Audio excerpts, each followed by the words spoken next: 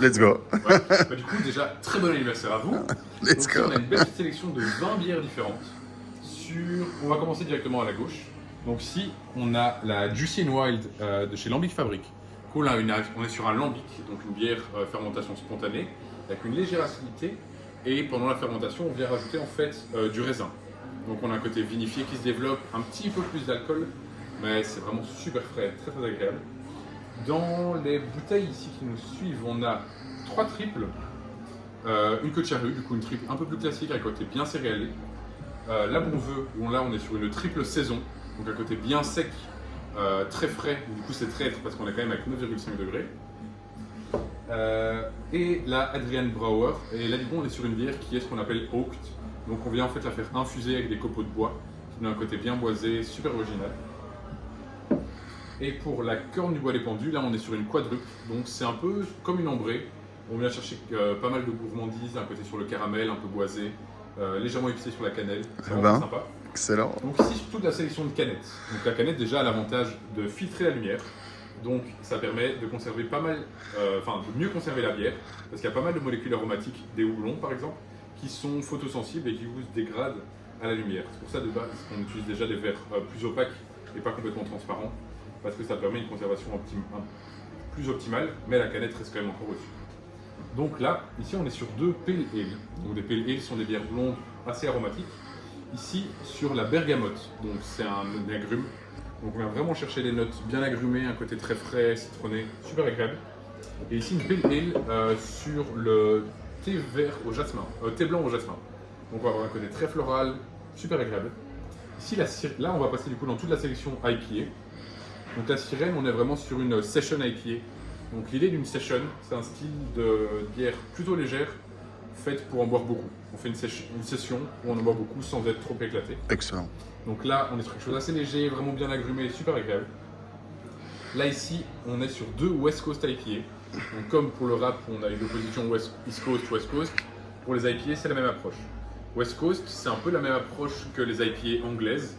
On va sur des IPA qui ont du coup, beaucoup de houblons, mais des houblons qui vont amener quand même pas mal d'amertume. Sur les deux ici, on est sur un côté un peu plus résineux, agrumé. Tandis que sur les deux suivantes, enfin surtout sur celle-là, qui est une DIPA, donc pour double IPA, donc un peu plus de rondeur, on vient vraiment chercher de l'onctuosité et des notes fruitées sur l'abricot, fruits tropicaux, donc ananas, fruits de la passion. Et Voy, on est un peu entre deux, avec un côté agrumé également, du houblon citra, mais également avec des notes plus fruitées, du style fruits de la passion. Ici, là, on va chez La Source, donc une petite brasserie d'exception à Bruxelles. Et pour les deux, on est sur une triple IPA, donc beaucoup de houblon, un côté assez gourmand, hyper onctueux, avec vraiment une explosion sur les fruits tropicaux. La Power, là, on vient chercher une petite pointe d'acidité qui vient équilibrer tout ça, et là, la figure, c'est vraiment les fruits tropicaux à balle, de l'ananas, du fruit de la passion. Ici, on va chez Pulp, on est sur un Berliner Weiss.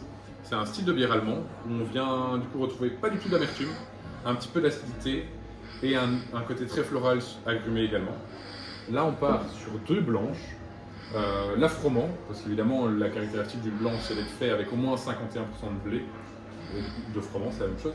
Donc là une blanche très équilibrée, un petit peu sur la coriandre.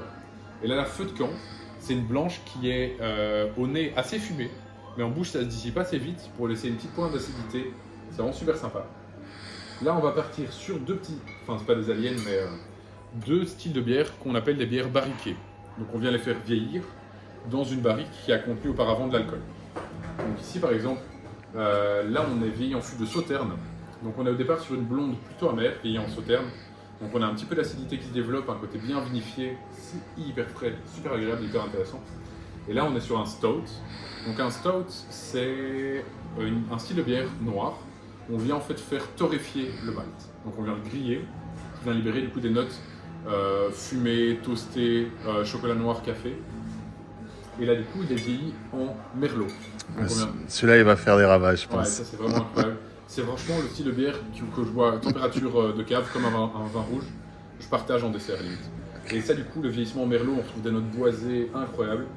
Et là, un peu un hybride entre une IPA et un stout, parce que du coup on est sur une bière torréfiée, mais avec beaucoup de houblon, on retrouve du coup une amertume plus marquée, un côté sur les agrumes.